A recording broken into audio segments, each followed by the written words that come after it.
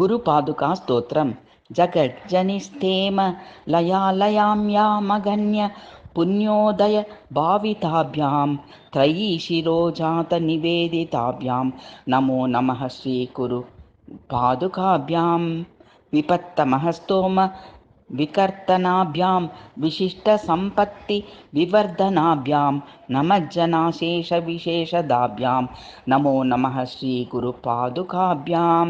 समस्तदुस्तर्ककलङ्कपङ्कापनोदन प्रौढजलाशयाम्यां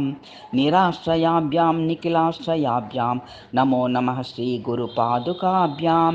तापत्रयादित्यकरादितानां छायामयीभ्यामति शीतलाभ्याम् आपन्नसंरक्षणदीक्षिताभ्यां नमो नमः श्रीगुरु पादुकाभ्यां यतो गिरो प्राप्य धिया समस्ता निवृत्ता सममेव नित्याः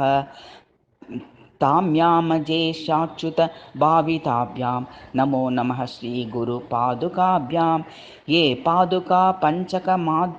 पञ्चकमादरेण पठन्ति नित्यः प्रयताः प्रभाते तेषां गृहे नित्यनिवासशीला श्रीदेशिकेन्द्रस्य कटाक्षलक्ष्मीः।